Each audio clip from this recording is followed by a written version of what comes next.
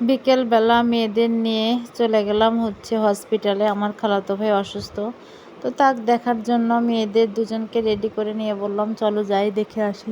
ছোট মেয়ে তো বাইরে যাওয়ার কথা শুনলে মহা খুশি, বড়টা তো লাচুনের বাড়ি, ছোটটা ঢোলের বাড়ি।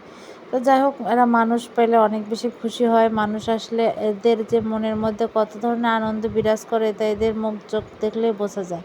তো যাই হোক, ছুটে চললাম সেই হসপিটালের উদ্দেশ্যে। তো আপনাদের ভাইয়াও ছিল, তো সে তো আর ক্যামেরার সামনে আসবে না, তো আমরা সপরিবারে সবাই চলে গেলাম। এই ভিডিওটা ছিল শনিবারের, কারণ শনিবার দিন আপনাদের ভাইয়ার এক শনিবার ছুটি থাকে, এক শনিবার অফ ডে মানে অফ থাকে। তো যেহেতু বাসায় ছিল, সেও একটু বাইরে টাইরে গেল। তো ঘুরে টুরে আসার পর সন্ধ্যার দিকে আমার আবার রুগীকে খাবার দেওয়ার জন্য আমি এখানে ডিম ভুনা করে নিলাম, আর মাড়ি ভাত একটু নরম করে সেটা আবার তুলে দিলাম। তো যাই হোক, সুন্দর মতো রান্না টান্না করলাম, করে টিফিন বক্স সাজিয়ে দিলাম আর কি। এখানে ছোট মানে পাঙ্গাস মাছ দিয়ে পুঁই শাক রান্না করছিলাম আর কি সেদিন, আর তার সাথে শিং মাছের ঝোল আর মুরগির ডিম ভুনা। এটাই আর কি হসপিটালে ভাতটা সাজিয়ে দিলাম। আর বাসায় এসে খাওয়া একরকম, আর হসপিটালে নিয়ে খাওয়ানো কিন্তু আর এক রকম। কার কতটুকু লাগে ইচ্ছা মতো এখানে খেতে পারে। সেক্ষেত্রে তো আসলে হসপিটালে থাকাটাও অনেক বেশি কষ্টকর। যাই হোক, ওখান থেকে এসে বিকালবেলা বাচ্চারা বলছে আম্মু একটু বাইরে বের হবে, নিচে নামবো। তা আমার ছোট মেয়ে এই যে অনেক বেশি মানে জেদ করতেছিল, তো ওকে আবার আমি সুন্দর করে বেনি করে দিচ্ছিলাম, ক্লিপ লাগিয়ে দিচ্ছিলাম যে বাইরে বের হবে। তো সুন্দর করে ওকে রেডি করে দিলাম। মাঝে মাঝে বাচ্চাদের একটু বাইরেও খেলতে দিতে হয়, কিন্তু এখন এত বেশি ভয় লাগে, কারণ বাইরের পরিবেশটা মেয়ে বাচ্চা নিয়ে অনেক বেশি টেনশনে থাকি, নিরাপদ নয়। দেখেন না, চারদিকে পেপার পত্রিকা, ফেসবুক খুললে কত কি মানে নরপিশাচদের চোখগুলা যে কোথায় কোথায় থাকে এটা আসলে বোঝা মুশকিল। যার জন্য আমি একটা মেয়ে সন্তানের মা, আমি অনেক বেশি ভয় পাই আর সবসময় অনেক বেশি আতঙ্কে থাকি। তো সবাই দোয়া করবেন আমার বাচ্চা দুটাকে যেন আমি দেখে শুনে রাখতে পারি। আর এই যে এসে বাইরে খেলাধুলা করে আসার পর আমার মেয়েকে ড্রাগনের জুস করে দিলাম। ও বলছিল আম্মু জুস খাবো। তারপরে রাতের বেলা আলুর ভর্তা একটু ঝাল কম হয়েছে, পরে আমি আবার করে ঝাল ডলে নিচ্ছে। আপনাদের ভাইয়া বলছে তোমার নাকি গ্যাসের এতই সমস্যা, তারপরে তো ঝাল খাওয়া ছাড়ো না। আর তোমার জন্য তো আমি ঝালের এমন অবস্থা হয় যে আমি বাথরুমে গেলে বুঝতে পারি। তো যাই হোক, আসলে ভর্তা টর্তা কিন্তু একটু ঝাল ঝাল হলেই মানে স্পাইসি অনেক বেশি মজা লাগে। তো আমি কিন্তু আসলে অনেক ঝাল লাভার। আর এই আলু ভর্তা করতে গিয়ে আমার একটা মামাতো বোনের কথা মনে পড়ে গেল। আমাদের বাসায় ছিল মুক্তি আপু নামের এক আপু। তো যাই হোক, সেই আপু আর আমি এত পরিমাণ ঝাল দিয়ে দিয়ে ভর্তা করে খেতাম যে আম্মুদের জন্য আলাদা করতাম, আর আমাদের দুজনের জন্য আমরা সর্বোচ্চ ঝালটা নিতাম। আর লাস্টে এই যে আম দুধ দিয়ে ভাত খাচ্ছে আপনাদের ফাতেমা আপু, তার এতই পছন্দ আম দুধ ভাত। ছোটোবেলাতে শুধু আমি কলা দিয়ে দুধ দিয়ে আম দিয়ে এগুলোই ভাত খেয়ে অনেক বছর কাটিয়েছি। 15 বছর পর্যন্ত আমি ঝাল টাল তেমন একটা খাইতাম না। তো যাই হোক, এখানে আমি কই মাছ পরের দিন কই মাছ ভাজি করতেছি, যে রান্না করব হসপিটালে যেহেতু আবারও খাবার টাবার দিতে হবে। তো যাই হোক, এখানে আমি কই মাছ ভুনা করতেছি কুড়ি কচু দিয়ে। এভাবে আমি আমার রান্না বান্নাগুলো করে থাকি। আর আপনাদের ভালো লাগলে অবশ্যই আমার পেজটা একটু ফলো দিবেন, লাইক কমেন্ট শেয়ার দিবেন। আর আসলে আমি রান্না বান্না ওভাবে আসলে রেসিপিমূলক ভিডিও দিতে পারি না। আমি যেটা রান্না করি দৈনন্দিন যা করি সেইগুলোই আপনাদের সাথে একটু তুলে ধরার চেষ্টা করি। খুব একটা সময় যদিও পাই না, ছোটো মেয়ে বড় মেয়েকে নিয়ে আমার অনেক বেশি ব্যস্ত থাকতে হয়। আর আমি একটু সূচিবায়ী মানুষ, সব সময়ের জন্য পরিপাটি থাকি, আর আমার কাজ সেই জন্যই ফুরায় না।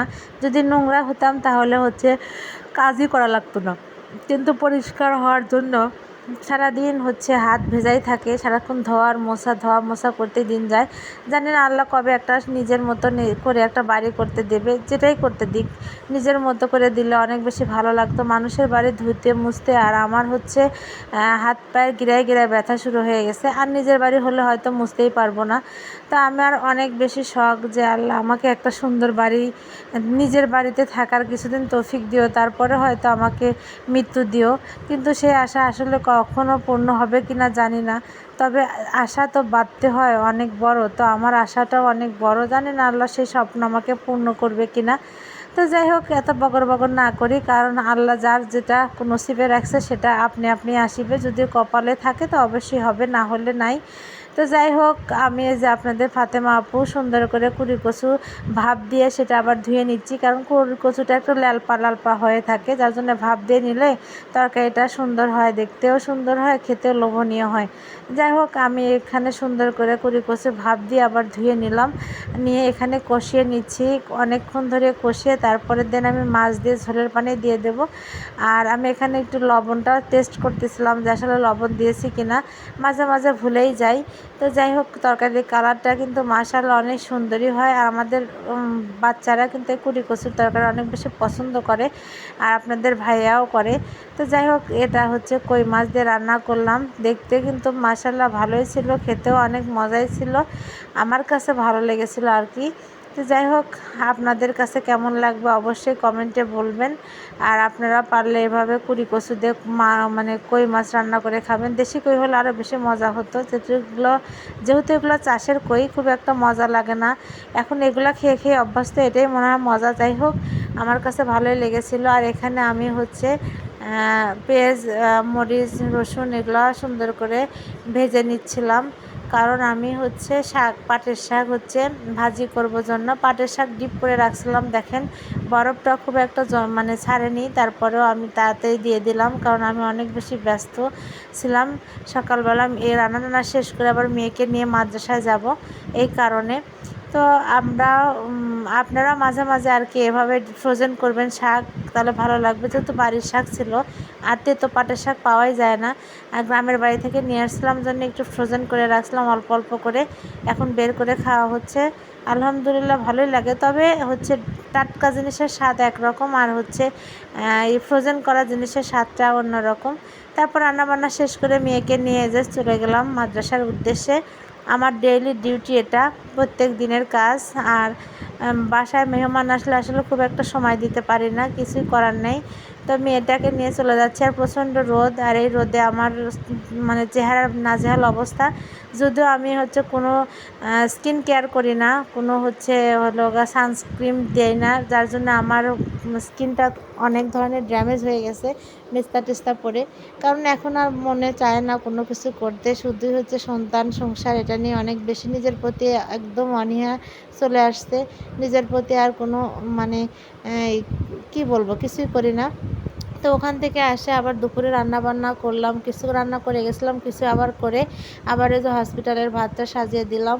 তো এইভাবে চলছে আমার প্রতিদিনের কাজ আর কি। সবাই আপনাদের এই ফাতেমা আপুর জন্য দোয়া করবেন, ফাতেমা আপু যেন সুস্থ থাকে আর এইভাবে মানুষের পাশে দাঁড়াতে পারে সব সময়, এই আর কি। আর আপনাদের ভালোবাসা, আপনাদের সাপোর্ট, আপনাদের সহযোগিতা নিয়ে এগিয়ে যেতে চাই।